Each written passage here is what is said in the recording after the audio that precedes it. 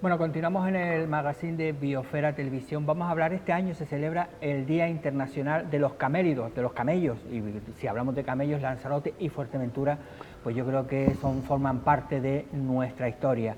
Tenemos con nosotros a Juan Cruz. Yo he puesto historiador de Lanzarote porque ya tú sabes de historias de todo tipo. Historias menudas. Historias no, más que menudas son porque te lo curras, ¿eh? Te lo curras. Has escrito un artículo de opinión, por eso has venido aquí, que hablaba un poco precisamente de todo eso, ¿no? De la historia del camello de Lanzarote. Pero, ¿por qué te ha dado ahora por escribir por el camello de Lanzarote y Fuerteventura? No, bueno, todo empezó por el concurso de dibujo que hicimos este año. Siempre tomamos el tema de la UNESCO. Hablas de la Asociación Mercedes Medina, ¿no? Efectivamente, del año internacional sobre el camello. Entonces, bueno, pues eso nos ha dado pie también desde la Asociación de Camelleros de aquí, que preside Francisco Mesa, y también la de Fuerteventura. Bueno, pues le llamó bastante la atención el concurso y todo esto. Entonces, bueno, pues creía conveniente, de la oportunidad que da la provincia y otros medios de sacar pues una especie de semi-reportaje completo, sobre todo porque por la importancia que ha tenido el camello en Lanzarote y Fuerteventura. Y yo en Lanzarote porque lo viví también de primera mano. Es, ¿no?, lo que iba a empezar, es decir, tú hablas de un tema que conoces bien. Cuéntanos, lo que ibas a decir, cuéntanos por qué importancia tenía tener un camello en tu casa. A ver. Efectivamente, o sea, vamos a ver, en toda la geografía de la isla, en las casas agrícolas, en vez del coche, pues estaba el camello como animal de fuerza y para todas las funciones que tenía, ¿no? Arar, cargar, vendimiar, enarenar terrenos, etcétera. Entonces, bueno, pues yo desde pequeño estaba este animal ahí y siempre me llamó la atención y todavía percibo la primera vez que mi padre me dio las áquimas en la mano. Pero tu padre tenía, ¿no? Sí, tenía un camello, sí. Ajá. Exactamente. Y entonces, bueno, yo tenía un respeto, mucho cuidado por la envergadura que tenía. Sí, pero los camellos... Pero vamos, ahora con el paso del tiempo y demás, el camello, yo creo que ha sido el binomio agricultor-camello, ha sido el que ha transformado toda la orografía de la isla de Lanzarote, la agricultura jardinada que se ha hecho, la agricultura geométrica y todo esto, ¿no? Y sobre todo por la fuerza que tenía, por la carga, por poder acceder a lugares que no se podía claro, ir nosotros de otra ahora, manera. si preguntamos ahora a un ciudadano, pues dirá, pues no, pero es que hay que tener en cuenta que el coche llegó aquí en 1915 por lo menos, o para allá. Antes de eso... Sí, pero además llegó el coche para sustituir al camello, y llegaron los famosos furgones en los años 60. Claro, pero digo que como coches así, los que tenían 4 coches o tal, eran 1915, 20 o más para allá. Antes de eso, ¿cómo ibas tú a la Jeria a trabajar? Bueno, ahí tenemos esa furgoneta de... Efectivamente, esa fue la que transformó... Claro, pero ¿cómo se desplazó el camello. Claro, pero ¿cómo se iba a trabajar en cualquier campo de Lanzarote? Es que no había nada para meterse por ahí. No había tractores, no... En fin. No, y sobre todo también el ingenio del hombre en preparar aperos para el camello con arreglo a la fisonomía del camello, ¿no? O sea, aparte de la silla de carga, el serón para poder cargar tierra, arena, incluso hecho con un carpintero una trampilla para poder vaciar, volcar. En fin, que todos esos utensilios que estaban en la casa y que los usaba el agricultor según el momento, pues yo creo que el más complejo que era, para mí, entiendo que era el de la vendimia, porque el terreno es un tanto frágil, se puede hundir las patas del camello. Y bueno, y eso unido al peso, al volumen que llevaba de carga, porque en aquellos tiempos se hablaba de camellos que podían hasta con 600 kilos, o sea, que era una gran carga, ¿no? Luego ya eso bajó y luego pues eso estaba entre 350 más o menos de carga, o las barricas de vino también, las de agua, que venían. Imagínate un camello después de estar todo el día trabajando en el campo, arando, tableando, pues cuando la escasez de agua, los camellos bajaban de la zona sur, de Tía, de Máger, al puerto, al muelle comercial, porque el agua de lastre que traían los barcos, los Santa María y estos barcos, la dejaban, ¿no? La sacaban, y entonces esa agua pues se aprovechaba y se venía al paso del camello, se cargaba el agua y se volvía al sitio, ¿no? Y era una pequeña ayuda para agua potable, ¿no? Una pequeña ayuda, no es una gran ayuda. Una gran ayuda, una gran claro. ayuda, porque si, por ejemplo, si hubiese sido este año, que yo creo que no ha llovido desde en todo el año, si nos ponemos a mirar 80 años atrás, 90, antes de la desaladora, sí. ¿Qué bebíamos en Lanzarote? Sí, era el tema de la sequía. Por otra parte, el camello también era un animal, resiste está preparado para que tarde en beber agua, capacidad de almacenamiento de la misma y también comer porque, él tiene pues, el sistema que tiene para eso. Era una máquina para Lanzarote. Efectivamente. Era una máquina, porque tú pones que se entiende que llegó de África en torno al siglo XV, una cosa así. Sí. Y venía y de hecho el camello pues era curioso porque los camellos venían a trabajar al campo en toda su dimensión y luego al envejecer volvían. Yo recuerdo que venían de África, venían moros con el jaque y se llevaban los camellos ya bastante mayores, los devolvían a África para alimentación. Sí, la verdad que era un círculo que era... Es extraño, ¿no? Que en Marruecos, bueno, claro, es carne, la carne, de hecho yo he visto en algunos supermercados que se vende incluso la carne de camello, que aquí en Lanzarote será por la cultura, ¿no? No, nunca ha habido, porque se podía haber comido, porque se pasaba hambre también, pero no se comía el camello. No, habitualmente retornaba otra vez a su punto de partida y demás. Y luego también el tema de la reproducción pues no estaba muy bien regulado, que digamos, y luego pues de hecho los primeros contactos que se tienen para el uso turístico cuando el camello, el furgón desplaza al camello, porque inicialmente digamos que el taxista, los primeros aventureros, turistas que llegaban, pues en el parador de Arrecife el director les llamaba a un taxista y le daba una chuleta según la nacionalidad del turista, aventurero, geólogo, lo que fuese, y le mandaba a un determinado lugar para que interactuara con las labores del campo y tal. Que contratara a un camellero, ¿no? Efectivamente, y allí, y sobre todo en los lugares más próximos a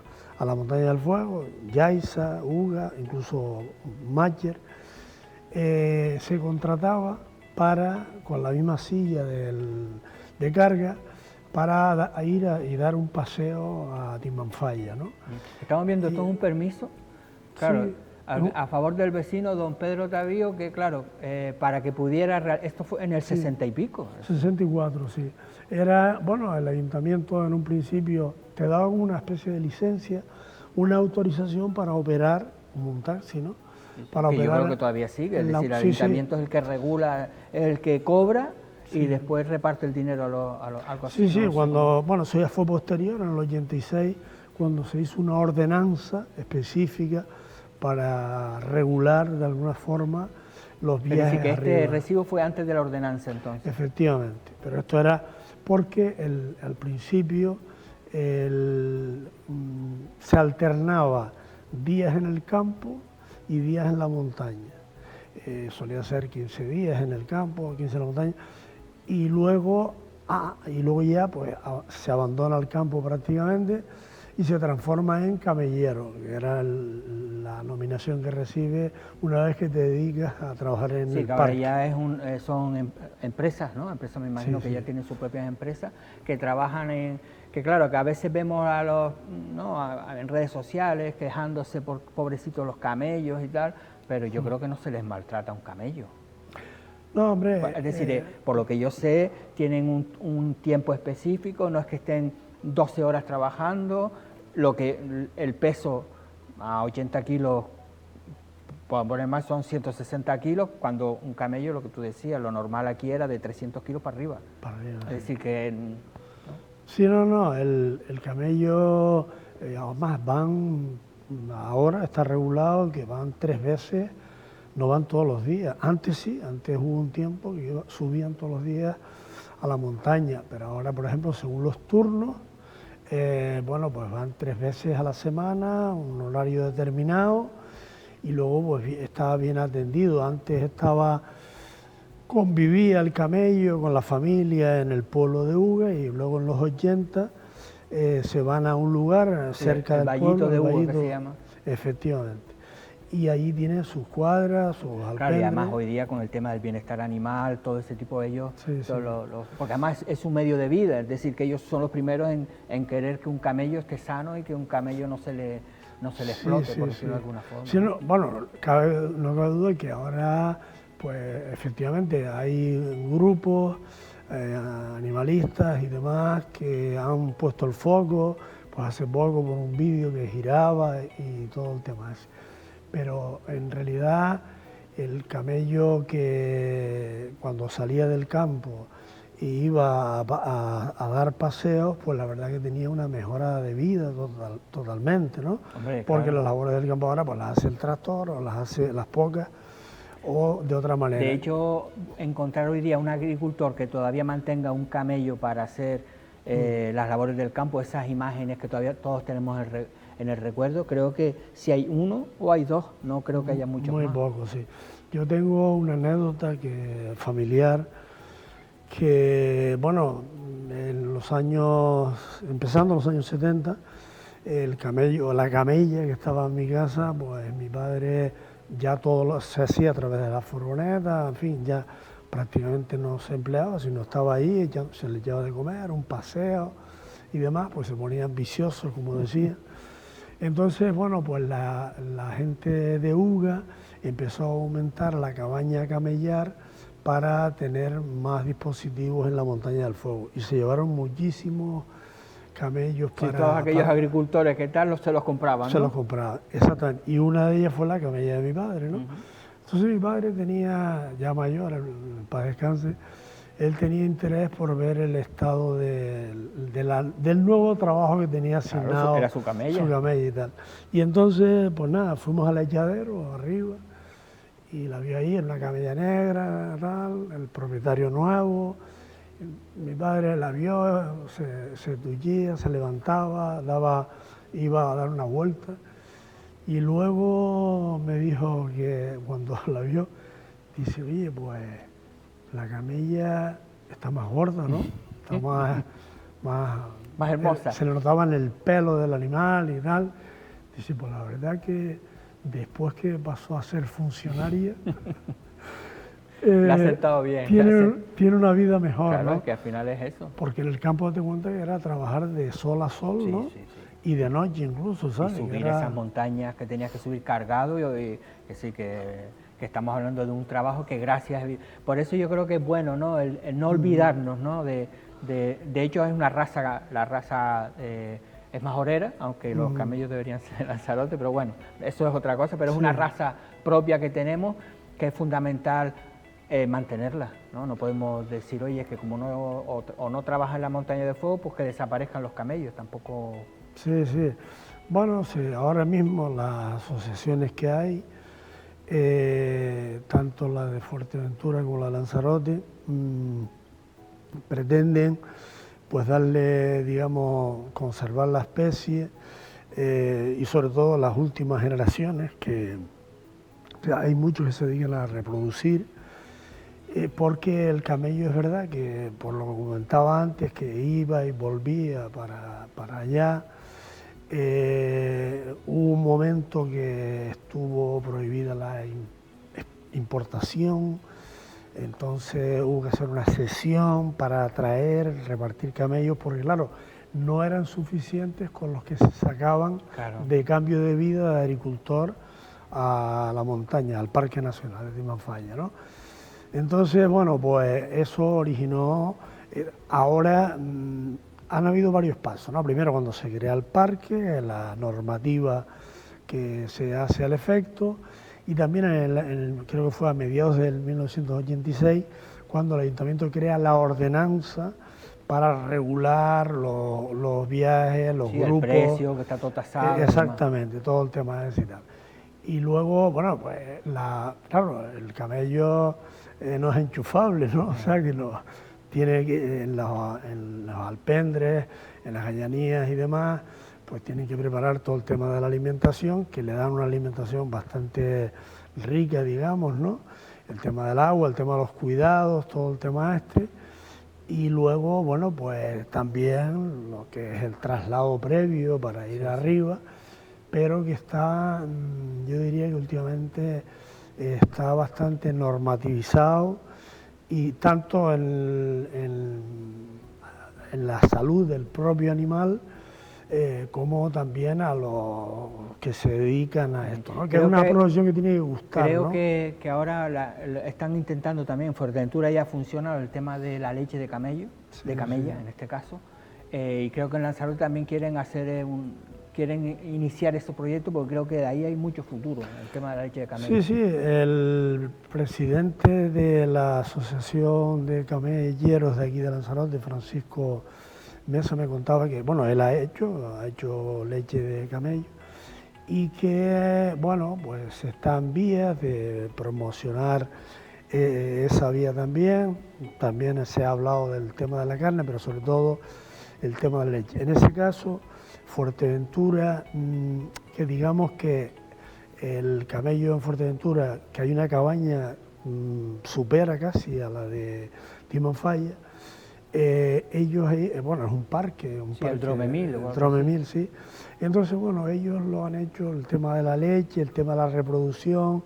Queso también creo que están haciendo también, queso de leche, de camella. Efectivamente. Entonces, bueno, hay una de las empresas, Dromemil, me parece que es, y que esa tiene pues una proyección internacional. De hecho, en el certamen este que hubo en París por el año internacional, pues fueron de 43 países del mundo, ¿no? Y el ejemplar español pues fue un camello majorero, ¿no? Y esto, que por cierto, tengo que decir que, aunque salió en prensa, todo, la idea era pasear por la Torre Eiffel y demás, pero hubo una gran protesta previa de los animalistas, y tuvieron que cambiar el itinerario, ¿no? Porque, bueno, pero sin embargo ellos estaban promocionando lo que era el tema de la leche, los quesos y demás, y la vía que hay por ese, y de hecho esta empresa, la del Oasis Park de Fuerteventura, ha hecho una gran inversión en la investigación, ¿no? Bueno, ya de eso ya hablaremos también, a ver si traigo a Francisco Mesa, que creo que también está muy interesado en eso. Pues Juan, muchas gracias por venir, por hablar de la historia de tu familia también, porque ahí estaba, y de la historia de la isla de Lanzarote, que todos le debemos a los camellos muchísimo, muchísimo. Así que una pequeña pausa y continuamos en el magazine.